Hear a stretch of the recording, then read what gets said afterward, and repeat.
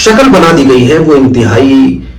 عجیب و غریب شکل ہے کہ اگر ہم اس شکل کو دیکھتے ہیں تو سمجھ میں آتا ہے کہ نکاح تو ہو ہی نہیں رہا ہے، باقی ساری چیزیں ہو رہی ہیں۔ نکاح کے نام پر ہمارے معاشرے میں سینکڑوں ایسے رسم و رواج داخل ہو گئے ہیں کہ نکاح کی جو سنت ہے وہ رسم و رواج کے اندر ایسی گھری ہوئی ہے، جکڑی ہوئی ہے کہ اس میں نکاح کہیں نظر ہی نہیں آتا، اور نکاح کو ہم لوگ اتنی زیادہ اہمیت بھی نہیں دیتے ہیں، بس ٹھیک ہے ہونا ہے نکاح تو ہم کر لیتے ہیں۔ البتہ 11:30 بجے نکاح رکھتے ہیں تو 2 بجے نکاح ہوتا ہے، 12 بجے نکاح رکھتے ہیں تو 4 بجے نکاح ہوتا ہے، کیونکہ نکاح کی اگر ہمارے معاشرے میں اہمیت ہوتی تو ہم ہرگز یہ کام نہ کرتے۔ تو سب سے اہم چیز کیا ہے کہ نکاح ہے، اور نکاح جو اسلام نے رکھا ہے وہ بڑی سمپل طریقے سے رکھا ہے، جو ہم نے رسم و رواج لوازمات اپنے معاشرے میں گڑھ لیے ہیں نا کہ جی یہ ہمارے آباء و اجداد سے چلا آ رہا ہے، یہ ہمارے معاشرے کا حصہ ہے، ان سب چیزوں کی وجہ سے کہیں نہ کہیں نکاح مشکل ترین بن چکا ہے۔ ایک عام آدمی کے لیے، ایک مڈل کلاس آدمی کے لیے نکاح کرنا ایک سپنا بن گیا ہے، خواب بن گیا ہے کہ وہ اپنے بچوں کا نکاح کیسا کرے، کیونکہ ہم نے نکاح کو اتنا مشکل بنا دیا ہے۔ اب میں آپ کو بتانا یہ چاہتا ہوں کہ نکاح میں وہ کون سی چیزیں ہیں جو ضروری ہیں، اس کے علاوہ مطلب کہ جو ہم کرتے ہیں وہ ہمیں اندازہ لگ سکتا ہے کہ جو باقی جو چیزیں ہم کر رہے ہیں وہ سب غیر ضروری ہے۔ تو سب سے پہلی چیز کہ نکاح کے اندر شریعت مطہرہ نے 2 چیزیں فرض فرمائی ہیں کہ ان کے بغیر نکاح نہیں ہوتا۔ ان میں سے پہلی چیز ہے ایجاب و قبول، یعنی لڑکے اور لڑکی کا ایجاب و قبول کرنا، ایک دوسرے کو اپنے نکاح میں قبول کرنا۔ اب اس کے لیے چاہے کوئی قاضی صاحب ہو، کوئی عالم صاحب ہو، وہ بھی ایجاب و قبول مطلب کہ کرا سکتے ہیں۔ اس کے علاوہ کوئی وکیل ہے وہ بھی ایجاب و قبول کر سکتا ہے۔ البتہ شریعت نے یہ بھی اجازت مرحمت فرمائی ہے کہ اگر کوئی پڑھا لکھا آدمی نہ ہو یا کوئی قاضی یا کوئی عالم دستیاب نہ ہو تو 2 گواہوں کی موجودگی میں لڑکی اور لڑکا آپس میں ایجاب و قبول کر لیں، ایک دوسرے کو قبول کر لیں تو نکاح ہو جاتا ہے۔ اس کے لیے جو ہم نے مطلب کہ پورا سسٹم بنایا ہوا ہے اس کی ضرورت نہیں ہے، یہ اتنا سمپل ہے۔ تو پہلی چیز ہے ایجاب و قبول، اور دوسری چیز ہے 2 گواہ، کہ صرف 2 گواہ ہو اور ایجاب و قبول ہو تو ان 2 چیزوں کے ساتھ نکاح ہو جاتا ہے۔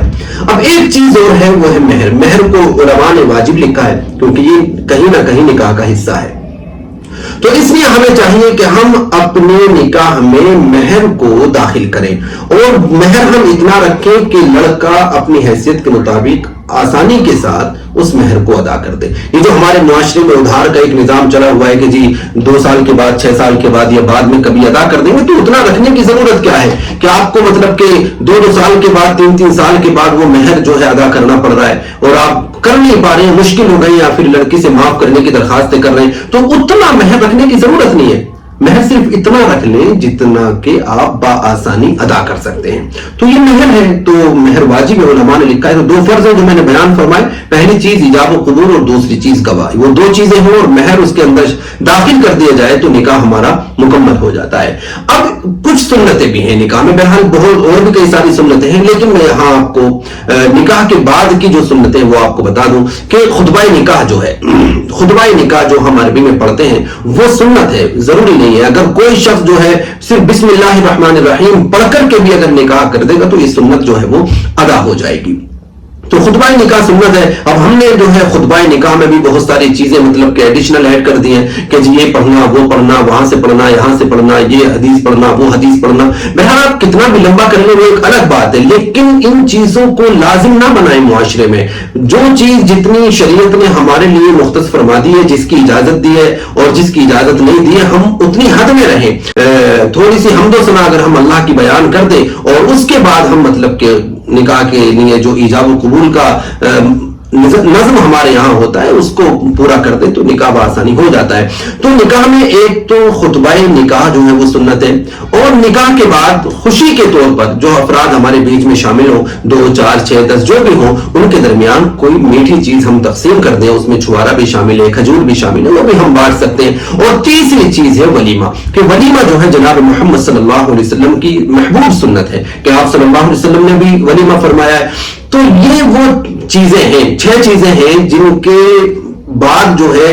وہ جتنی بھی باقی چیزیں ہیں ان سب کی اتنی ضرورت نہیں ہے. اگر ہم ان 6 چیزوں کے دائرے میں رہ کر کے نکاح کر لیں تو ہمارے معاشرے میں جو نکاح مشکل تر بنا دیا گیا ہے وہ بالکل آسان ہو جائے. اچھا ولیمے میں بھی ہمارے یہاں بڑا مسئلہ یہ ہے کہ جی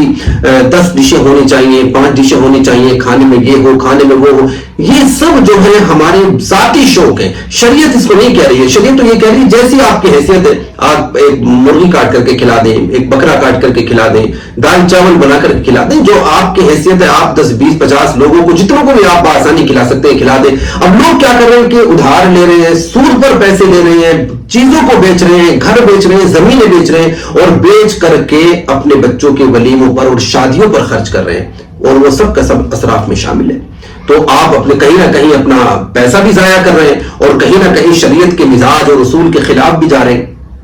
اور وہ خرچ کرنا آپ کا شریعت کے مطابق نہ ہونے کی وجہ سے اللہ کی ناراضگی کا بھی سبب بن رہا ہے. اس لیے ہمیں چاہیے کہ ہم نکاح کو انتہائی سادہ بنانے کی کوشش کریں, اور جو ہم نے لوازمات اور رسمیں اور رواج اپنے نکاح میں اور اپنی شادیوں میں غیر اسلامی ہم نے داخل کر لیے ہیں, ہماری یہ ذمہ داری ہے کہ ہم ان سب غیر اسلامی چیزوں کو اپنے نکاح سے باہر کر دیں. ورنہ آپ سوچیں کہ اس نکاح کے اندر کیا طاقت رہ جائے گی, کیا برکت رہ جائے گی کہ جس شادی میں صرف نکاح ایک واحد سنت ہو, اس کے علاوہ جتنے بھی ہم کام کر رہے ہیں وہ سب غیر مسلموں کی طرف سے ٹرانسفر ہو کر ہمارے یہاں آئے ہوں, اور ان کے رسم و رواج, ان کے طور و طریق ہمارے نکاحوں میں ایسے داخل ہو گئے ہیں کہ ہماری خواتین تو اس کو چھوڑنا ہی نہیں چاہتی ہیں. گھر میں جھگڑا ہو جائے گا, فساد ہو جائے گا, لڑائیاں ہو جائیں گی, دنگل ہو جائے گا, لیکن وہ رسم و رواج نہیں چھوڑنے ہماری خواتین کو, اور جس کی وجہ سے ان خواتین کی وجہ سے مرد بھی بیچارے مجبور ہو جاتے ہیں, اور پھر وہ مطلب کہ مجبور ہو کر ان رسم و رواجوں کو کہتے ہیں تمہاری مرضی ہے جو تم چاہو کر لو, کیونکہ خواتین ہماری چھوڑنا نہیں چاہتی.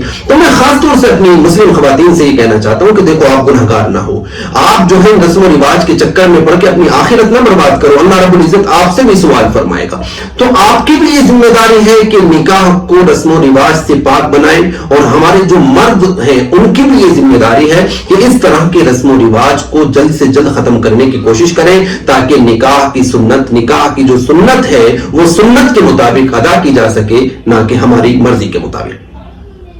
زندگی میں غم دیے ہیں میں مگر ہنستا گیا,